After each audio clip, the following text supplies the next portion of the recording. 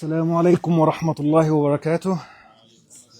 Just before starting, I want to clarify something because the Imam mentioned that I'm coming to argue against. It's actually not.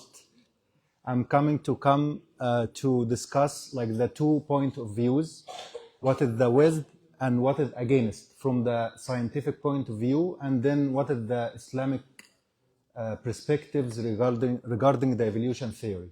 So I'm assuming that everyone, heard about the evolution or studied about it, and we have so many scholars, scientists, doctors, engineers, and alhamdulillah, our community is very well educated, highly intellectual. So the discussion today is not just like to completely disprove someone and say you are totally wrong, and someone else is totally wrong. We are not in this context. But we are trying to say what is the evidence against whatever they are claiming and what is still needs to be studied more and researched more to get a conclusion or solution to this unresolved issues. Of course, I would say this is a very long topic. I can't cover in 20 minutes or 25 minutes, assuming that just today only I spent 7 to 8 hours preparing for this khatira. 7 to 8 hours, just continuously searching, reading, summarizing, and I couldn't even get to the what is the all arguments and what is with and what is against. But I will try my best to summarize it because there are a lot of scientific terms and vocabularies that we need to understand because it is mostly science. Whatever the layman person usually get, it is just like the interpretation or extrapolation or explanation of the other side who are not scientists. They are trying to tweak the theory for their purpose that there is no God, there is no creator for the universe, the human came from nothing. That's what they trying to tweak the theory for their purpose. And we will go to this route as well. But I just wanted to give, all of you know me, but I wanted to give a clear background. I am a plastic surgeon by training. So I did a lot of surgeries, so I know the human organs, I know the anatomy, I did a lot of research when I came to US. I'm assistant professor at Department of Surgery. So I also interacted with a lot of animals from the mice, rats, pigs. So I know a lot of differences over there as well. This is just like my background is biologically, I would say I am aware with all the context of whatever they are claiming. So I am assuming that we will have a little bit experience about what I will say. So, Bismillah ar-Rahman ar-Rahim. I will start, dear respected brothers and sisters.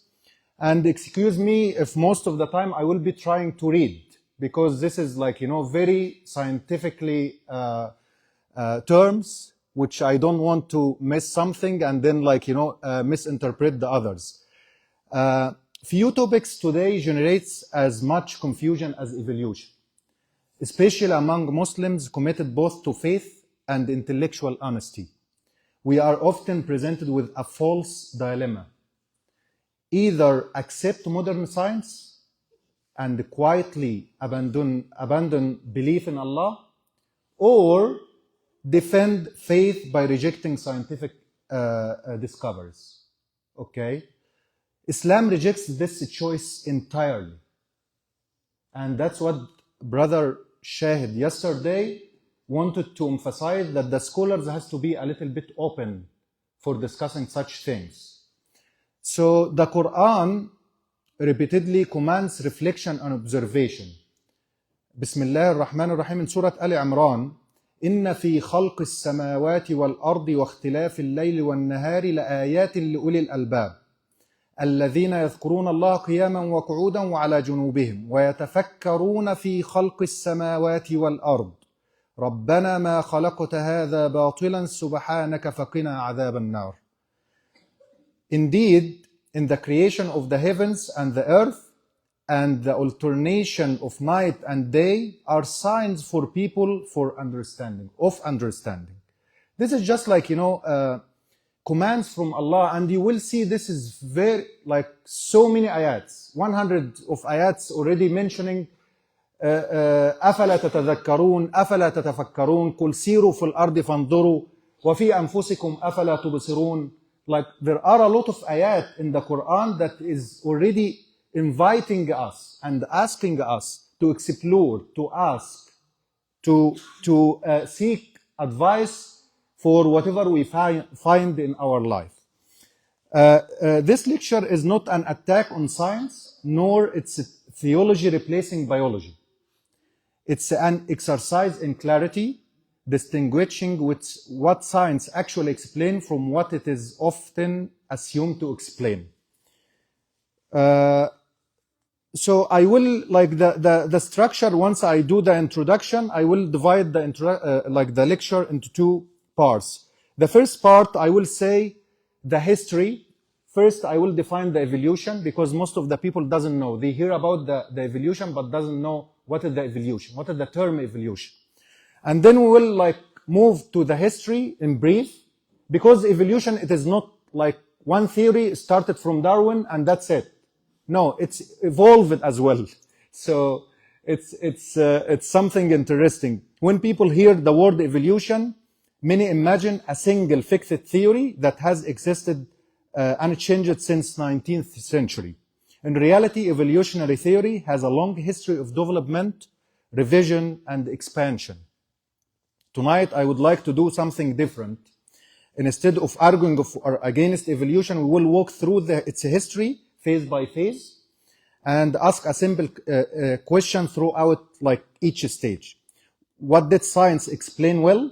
What questions remained open? This approach is deeply Islamic in spirit. And because Islam encourages us to follow knowledge wherever it leads, while remaining aware of the limits of human understanding. Let's start with the definition. I don't want to put anyone in the spot, but who can define the evolution? Or who have a little background about the evolution? What is the definition of evolution? I will respond, but this is just to let everyone to be aware what I will say now, that's the evolution. So you should understand when you are talking about evolution, I believe in evolution. So you should first know what is the evolution. Okay. So the definition in its core in biology refers to change in population. This is very simple terms. Change in populations over generations due to variations, inheritance, and differential survival. That's a very simple definition. And population, I don't mean human only. Populations means any populations. But problems arise when this modest claim is silently expanded into a much stronger one. That all biological complexity and life itself can be fully explained by undirected natural process. This claim is not self-evident and it must be examined carefully. So the history of this, started from Darwin in 1859, when he adopted on the origin of the species, when he said his key idea of the natural selection.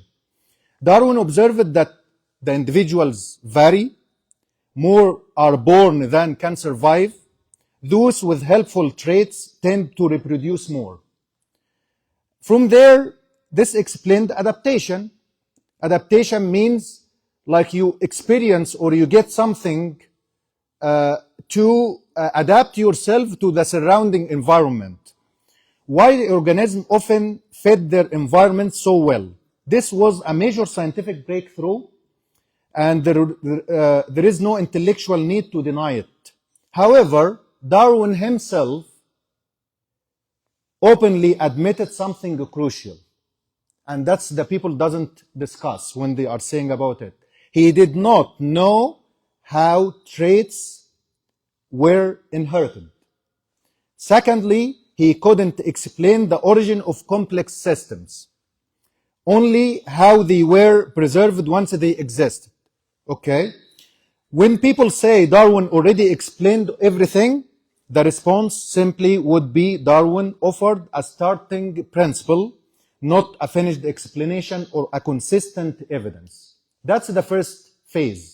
Second phase entered when the discovery of the genetics and the inheritance happened. When all of us already studied this in biology, in 90, scientists rediscovered the work of Mendel, showing that inheritance occurs through discrete units, what we now call genes. This was a huge advance. It answered a major weakness in Darwin theory. When we said the limitation of Darwin theory, when he said he doesn't know how traits were inherited. Then when Mendel came and said inheritance will come through the genes. That was like, although this was not to support the original hypothesis, it was against it, actually, at the beginning. It's against it, because the natural selection which was adopted by Darwin means that the genes would be selectively transferred to the other generations. But in here, it is not selectively inherited, it is organized movement of the genes from one generation to the other generation. That's what, and it is, there is laws and rules and equations for this inheritance which was handled by Mendel. It's totally was opposite. So the people who are adopting the Darwin theory started to think how we can, like, merge, how we can marry the two. So they started to think, okay, that will explain the start of the theory from the beginning, how this selection happened over the generation, how the changes happened over the generation. Okay? Some scientists thought genes were too rigid for gradual change. So when someone says evolution was always coherent from the beginning, a gentle clarification would be, in reality, evolution took decades to reconcile its own internal pieces. Third phase was the modern in 1930s and 40s, when they started to claim what they call it modern synthesis, including the first one, natural selection, and then the genetics, and then the mutation. Mutation, which it is alteration of the genes, transmission from, but say, for example, we have a specific disease. The disease will occur in the body because of a mutation in genes. And nowadays we have a lot of research happening to discover, therapeutics or treatment for some of the diseases by reversing the problem which has happened in the genes. That's what the research nowadays is happening. I will come in details for how we are arguing against this. This framework, until now, I'm talking about the stages of the evolution itself. This framework is very successful at explaining changes within the population, means within human, within animal, within the birds, within whatever its category, within its category, not between different species. And also describing the adaptation, which is how you are adapting yourself. When you are in cold, you go and start to wear heavy clothes to protect yourself from the cold. The animals will having more thick skin to protect themselves from the cold. If they are living in other areas with the extreme pools and there is extreme cold, then you will see different characteristics for those birds or animals than what they are living here. That's adaptation, to protect themselves in this harsh circumstances. Then I will move to the next phase, which is the recent and very advanced and I would say revolutionary discovery, which is the DNA discovery, which is the smallest unit. When we are talking about the genes and all of those, the DNA is the smallest block that translate every single function starts with like, if you have a printer or something and you have letters, just like I'm giving a very, very plain example. You have letters that the printer will be copying. Exactly the DNA similar to this, but just like in plain words. You will have these letters with a different arrangement. You will have specific information that will make this organ and this function. So it is totally organized way, systemic way of doing that. There is no rule for a chance at all.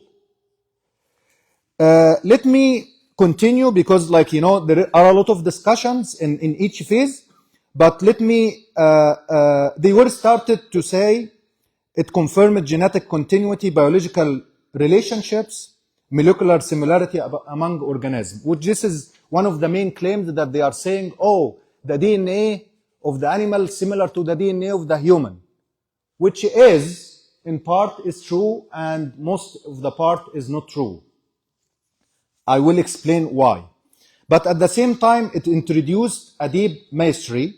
DNA is not just as a matter. It's information, instructions, language, code.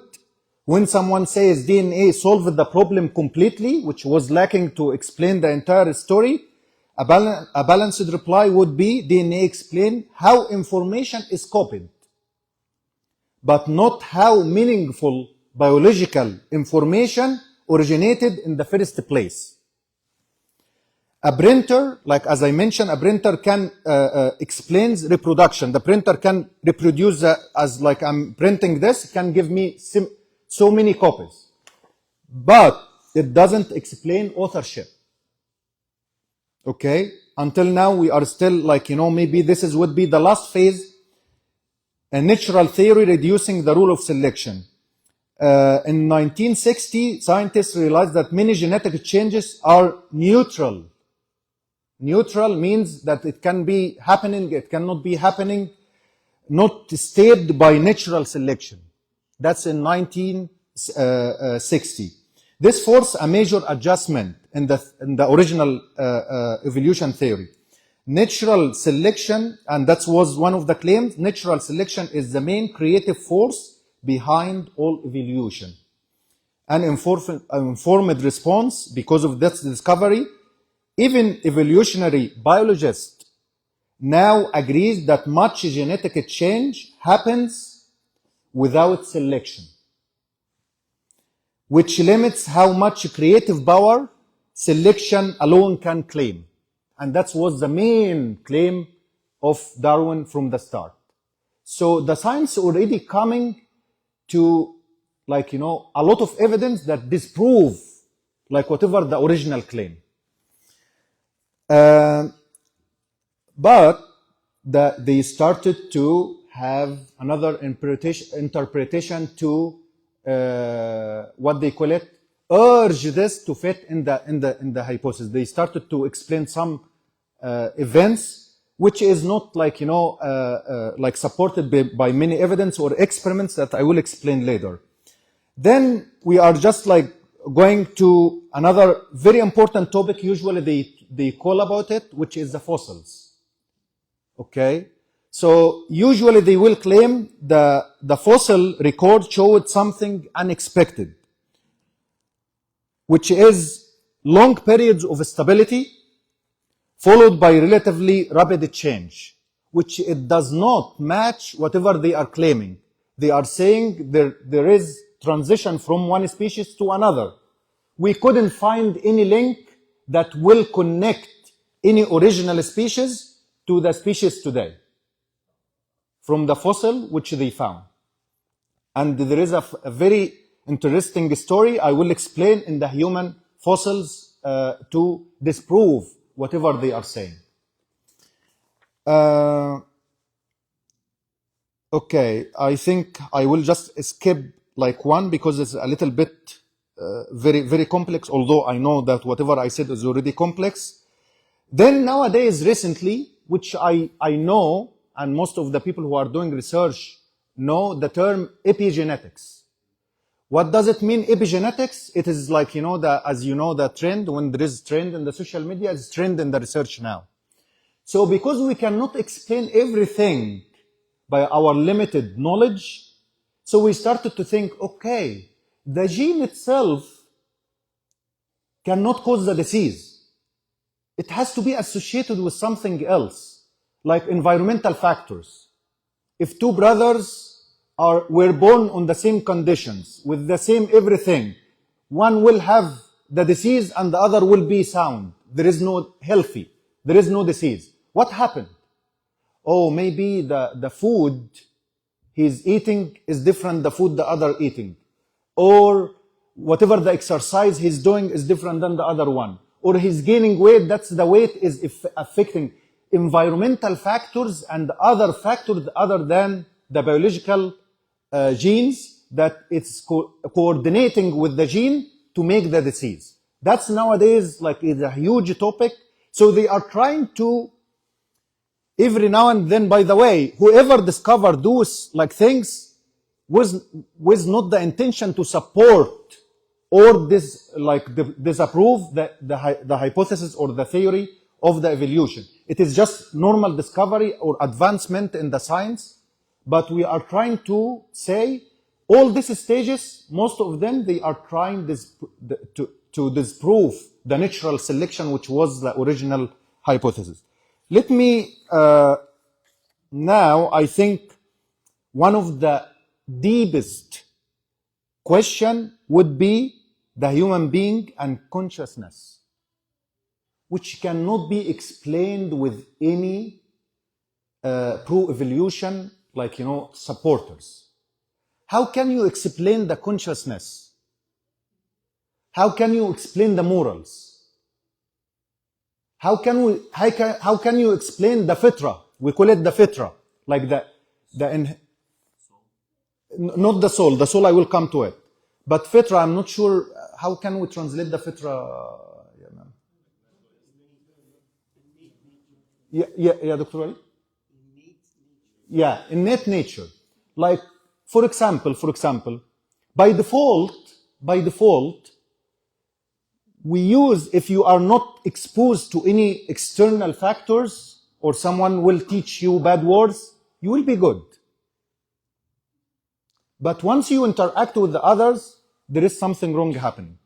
Okay? By default, say for example, you are already raised in in a religious family. They will teach you, but by default you have some good manners in this family, so it is like by default. But it will be affected or impacted by your exposure to the others. That's what they call it fitra, and the fitra usually will search for the God, religion, because it's more comfortable. It's more easy for the person to be linked to a creator, Allah, or religion. And it is more difficult for the people who are not believing in God. They are always irritated. They are always restless. They usually trying to impose questions. They are trying to, why? How can you prove that there is a God? How can, why? Can you, tell me why you are believing in God? Everything comes from the matter. Who created the matter? It was happened by chance, from the the major Bang Bang, it's a lot of whatever their claims. So they are restless. That's what my question is, or my comment is. I will just move very quickly because I know that maybe it's 15-20 minutes now. Okay. Okay, so that was humans. When people say humans are nothing but evolved matter, then a thoughtful reply would be biology explains the body extremely well, but it doesn't yet explain subjective experience, moral awareness, or purpose. Islam has always recognized that the human being is more than a matter. without denying the study of the mother. Then throughout its history, evolutionary theory shows us something. Real science adjusts, real science admits gaps, real science remains incomplete. Islam has no conflict with this. What Islam rejects is not science, but turning scientific models into total world views. Allah says in Surah Al-Isra, وَيَسْأَلُونَكَ عَنِ الرُّوحِ قُلِ الرُّوحُ مِنْ أَمْرِ رَبِّي وَمَا أُوتِيتُم مِّنَ الْعِلْمِ إِلَّا قَلِيلًا. They ask you, O Prophet, sallallahu alaihi wasallam, about the soul or the spirit. Say, its nature is known only to my Lord, and you, O humanity, have been given but little. This is not pessimism, it's just wisdom. The interesting part, which is the coming, side-by-side comparison.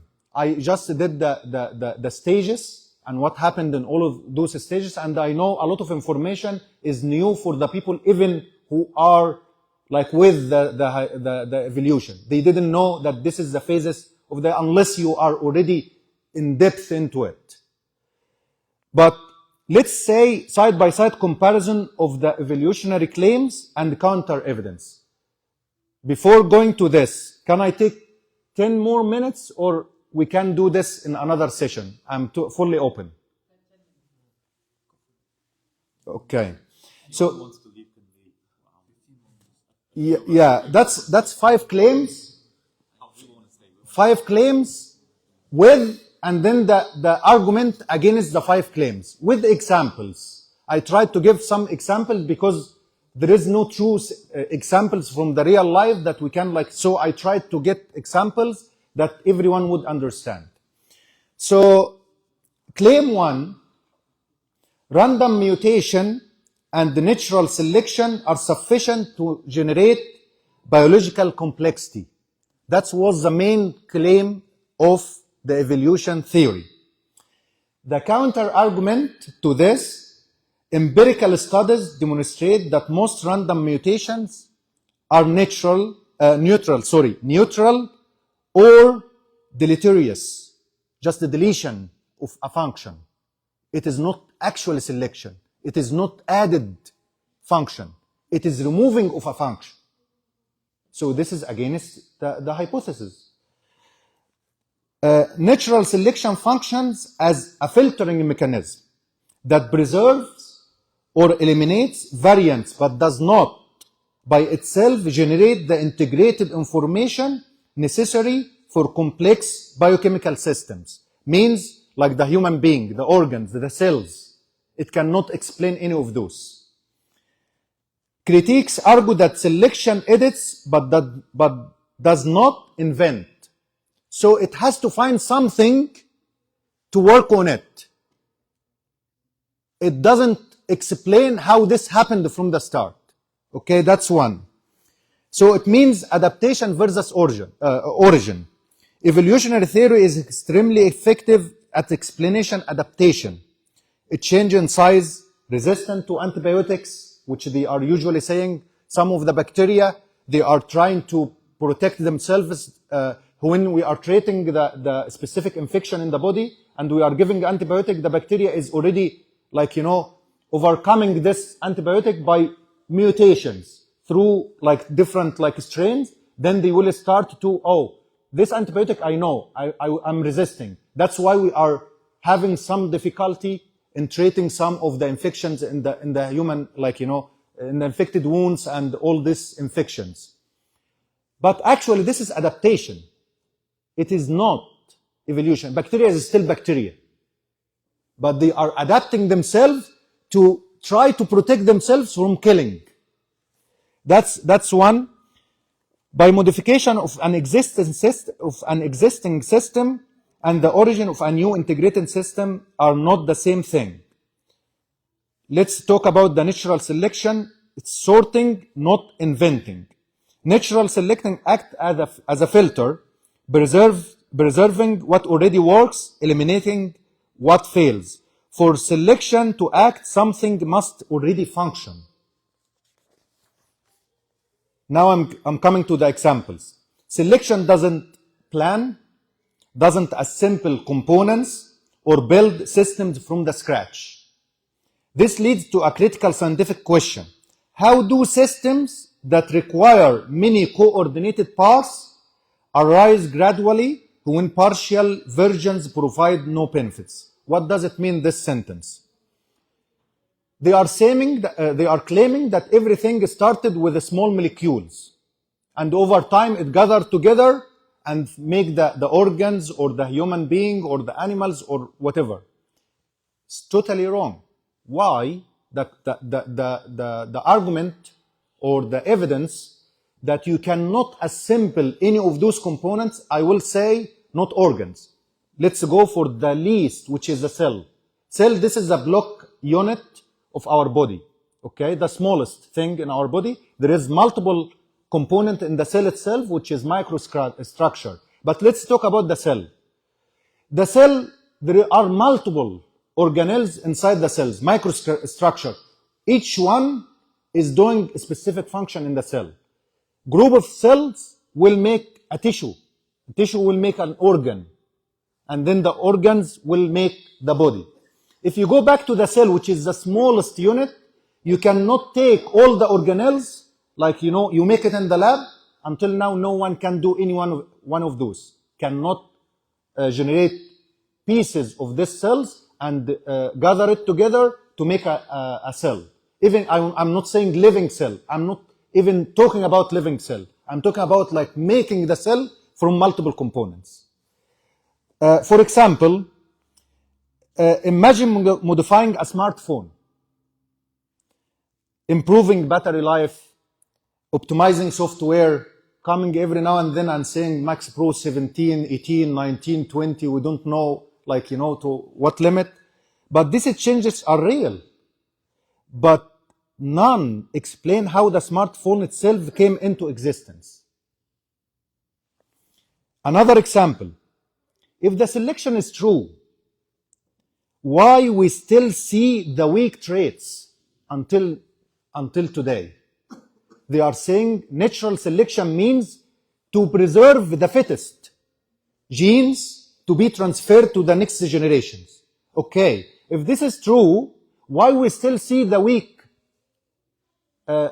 genes, and some people are getting diseased and they are still weak and they are suffering and all of those? Why this not happened in front of eyes that we are now? I will just give you another example. By now, if the natural selection to select the best or the fittest, why did we not inherit the super genes? Why we cannot fly? Why we don't have the superpower of the animals, like the lions or the elephants? Why we don't have sharp eyesight like the eagle? If this has to be like normal process from the start until now, we should preserve the goods, like the top selected genes, okay? That's the smartest, the most fittest from all of those. Why we don't have those nowadays? If this is true. Okay. If I upgrade my house, say for example, I need to do renovation of my house, I won't see the old and the new version at the same time. I already upgraded it. I will see the new renovation only. I will not see the old room or old toilet or anything like that. It's already upgraded. Why I still see the old? We are still see animals around us. No monkey will speak. No monkey become human. But at the same time, we still see the mutations happening. What they are claiming, that the cause is mutation or natural selection, is still happening in front of our eyes, but there is nothing of this, whatever they are claiming, is already, we can see or observe in our, life now. As a doctor, all the mutation, and Amr and Dr. Walid, Dr. Hisham, and all of if there is another physicians here can correct me, all the mutations cause disease or defect in the function. We have never seen a mutation with advanced function or skills. So this is totally against whatever they are claiming from the start.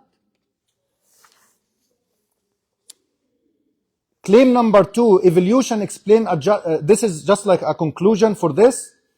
Explain adjustment. The question is whether it explains a construction or not. Claim number 2, gradualism. Explain the history of life. Like, you know, it happened gradually over time.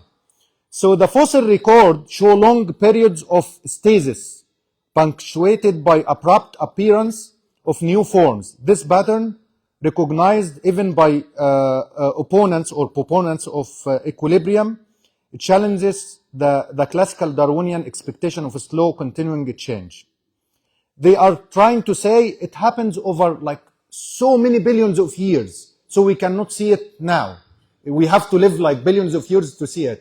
That's totally wrong. You can like, you know, I can tell you, oh, if you need to see the other universes outside, oh, go outside to see it. Can I go outside? No, I cannot go outside. So you are claiming something which is not, we cannot prove. Traditional fossils, transitional fossils means like transition from one species to another species. That's a claim number 3. Demonstrate macroevolutionary pathways. Macro, because until now, I have to differentiate between microevolution, what we called it or we defined it as adaptation. That's a microevolution. And we know that, and there is no problem with that. But macroevolution, which they are claiming that human came from animal, or we have a common origin over there, that's the rejected hypothesis or theory. And now, what is the counter argument? Transitional fossils demonstrate morphological intermediary, but do not establish mechanistic pathways. They document change but not causation, leaving the origin of novel structures analytically unresolved. So the fossil record shows succession over time, biological diversity, extinction, and appearance. This is an evidence from the pro-evolution. But fossils show patterns. That's the counter argument, not construction mechanism. Most species appear fully formed. There is no transition from animal to the other, from animal to human. There is no proof of that. There is no fossils recorded any animal to human throughout the history. The oldest skull for the human being with the today's shape of our skull or close to it, they said it is 7 billion years back, and still with the skull of human. So this pattern called stasis forced evolutionary biologists to abandon strict gradualism. Sudden appearance is described but not mechanistically explained. Very interesting story actually, and that's I will end and then I will continue later because there are like another 2 or 3 claims, but this is, I will just like, you know, end with this today. Interestingly, they started to say, okay, the origin, and that's the most common thing. The origin was a common between human and animals at the beginning, okay? Not a single evidence of this is already there. Not a single evidence. I'm challenging anyone who is pro-evolution to get an evidence that there is a fossil, that there is a transition between human and animals. Actually, what they started to say, they started to say the mammals and the tree. And they started to say this was like the origin, like the animals and then the human and then the grading, Homo sapiens and all of this. When they discovered the skull, like, you know, in Ethiopia, they said it is dated back to 200,000 years. And they started to fit it in the tree. But later, they found another one in Morocco, which is dated 350,000 years. Now they start to, oh, we have to stretch it a little bit. That's even older than what we thought. Okay? Forget about this. They found another one in Europe that is 700,000 years back. How they discovering the age? That's a different story. They do it with radiometric carbon. So usually there is a carbon,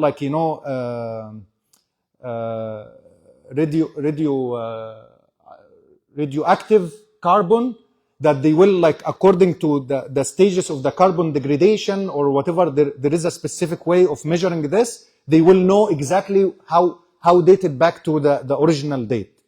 So the third discovery, they found, oh, there is, by the way, whatever I'm saying, it is not claims. It is published papers in Science and Nature. Science and Nature, this is the most prestigious journals all over the world. It is published. The dates and the discovery of those skulls. And then the third or the fourth one was dated back 4 million years. And there is another one, 7 million years. Even the people who are writing, the authors of those papers or the discovery, they are saying now we are in a problem.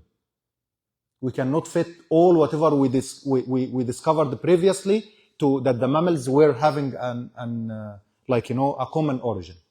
I'll just end with this, and if you are interested to continue this in another part, I can do it inshallah. We still have a lot, but جزاكم الله خيرا والسلام عليكم ورحمة الله وبركاته.